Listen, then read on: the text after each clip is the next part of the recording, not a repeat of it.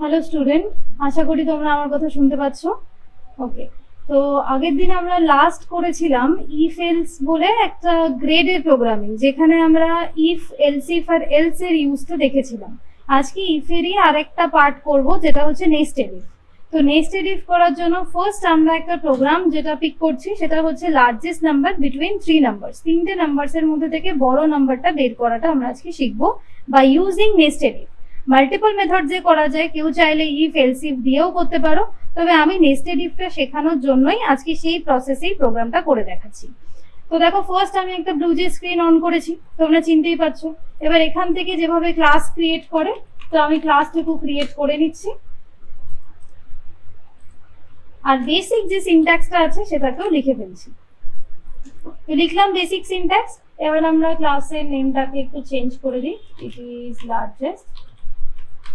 চলো, তো এবার ডাইরেক্ট কোয়েশ্চেন্সে আসি। কি বলেছে কোয়েশ্চেন্সে আমার কাছে চেয়েছে the largest number between three numbers, তিনটে নাম্বারসের মধ্যে থেকে লার্জেস্ট নাম্বার বের করা। তো এটা করতে গেলে প্রথম কাজ যেটা, আমাকে ফার্স্ট তিনটে ভেরিয়েবল নিতে হবে যার মধ্যে আমি তিনটে নাম্বার ইনক্লুড করব।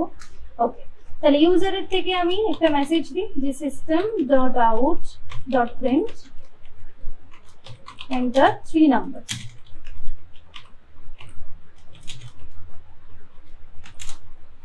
So first একটা ভেরিয়েবল এ নিই sc dot next int, second as well as b তেও নিই sc dot next int, as well as c তেও নিই sc dot next int। তাহলে তিনটে ভেরিয়েবলে আমার তিনটে নাম্বারস নেওয়া হয়ে গেল। এবার কাজ কি, আমাকে চেক করতে হবে এই তিনটে নাম্বারের মধ্যে থেকে কোনটা লার্জেস্ট নাম্বার। তাহলে লার্জেস্ট কিনা চেক করার জন্য আমরা ইফ কন্ডিশনস ইউজ করি। দুটো নাম্বারের মধ্যে লার্জেস্ট নাম্বার চেক করা তো আমরা জানি যে a গ্রেটার দ্যান b, যে যদি এটা লিখি তার মানে কি বোঝাচ্ছে a কি লার্জার দ্যান b। এবার আমাকে a কে লার্জেস্ট হতে গেলে কন্ডিশনস কি, a is larger than b and also larger than c, এটাই হতে হবে। তাহলে আমি এখানে একটা চেক করেছি যে a b এর থেকে বড় নাকি। তো যদি a b এর থেকে বড় হয়, আমাকে আবারও চেক করতে হবে যে a কি লার্জার দ্যান c অলসো, যে a কি c এর থেকেও বড়। If both the conditions are true, then print system.out.print a is largest.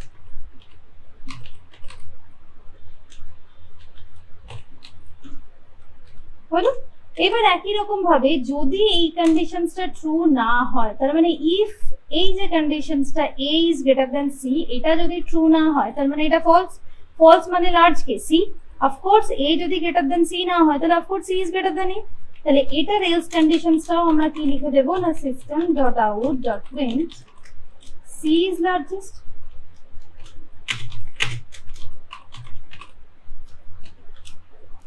লিখলাম। এবার এখানে দেখছি যে এই যে ইফ কন্ডিশনসটা, যেটা আমার কাছে আউটার ইফ আছে, আউটার ইফ কন্ডিশনসটা ট্রু হলে তবে এইটা ব্র্যাকেটস এর এই প্যারেন্থেসিস এর ভিতরে আসলো, এসে এই ইফ কন্ডিশনসটা ট্রু হলো অর এই এলস কন্ডিশনটা ট্রু হলো, যে কোনো একটা হলো। তো সেই অনুযায়ী আমরা রেজাল্টেন্ট আউটপুটটা পেলাম।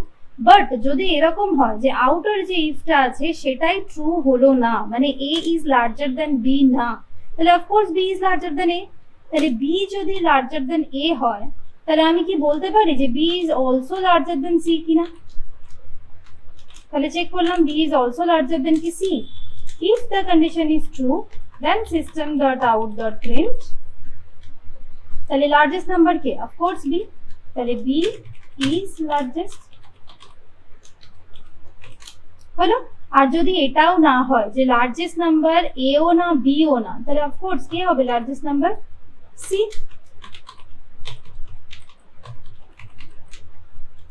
তাহলে আমরা সেম c এর ক্ষেত্রেও লিখি যে c ইজ লার্জেস্ট। ওকে, তাহলে এবার আমরা এটাকে কম্পাইল করি, দেখি কোনো এরর অকার্স হয়েছে নাকি। সিস্টেমের ওকে এসটা বলেন। তাহলে নো সিনট্যাক্স এরর এখানে শো করছে, আমরা রান করে দেখি। তার আগে এখানে আমরা একটা স্ল্যাশ n দিয়ে রাখি সুবিধার জন্য।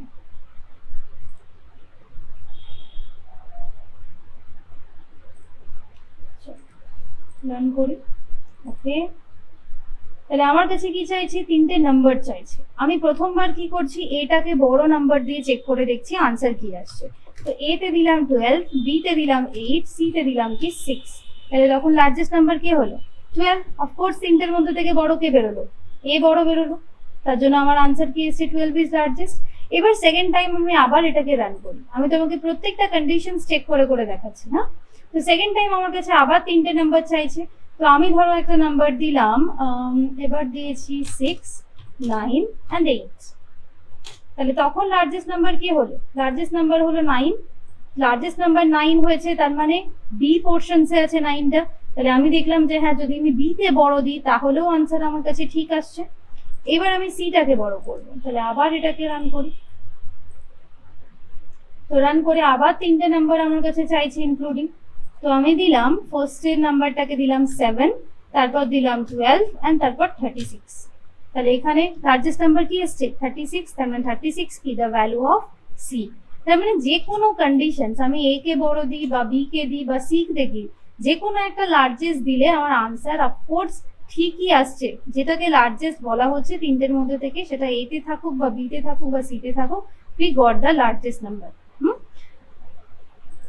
আর এই যে আমরা বললাম যে আমরা আজকে যে এক্সাম্পলসটা শিখলাম সেটা হচ্ছে নেস্টেড ইফ। নেস্টেড ইফ কথাটা বলার কারণ কি, কারণ এই যে একটা ইফ কন্ডিশনস এর ভিতরে আবার একটা ইফ কন্ডিশনস, এই যে ব্র্যাকেটসটা আমরা ইউজ করেছি, ভালো করে খেয়াল করে দেখো, এখানে কিন্তু কোথাও আমি এলস ইফ এটা ইউজ করিনি আগের প্রোগ্রামের মতো। তো ইফ এর ভিতরে আবার ইফ, যদি বাইরের ইফটা ট্রু হয় তবেই আমাদের ইনার ইফটা কিন্তু এক্সিকিউট হবে। এই প্রসেসটাকে কি বলছে, নেস্টেড ইফ। এই নেস্টেড ইফ দিয়ে বাকি আরো কিছু প্রোগ্রামিংস নিজেরা ট্রাই করবে। আজকে এই অবধি, থ্যাংক ইউ।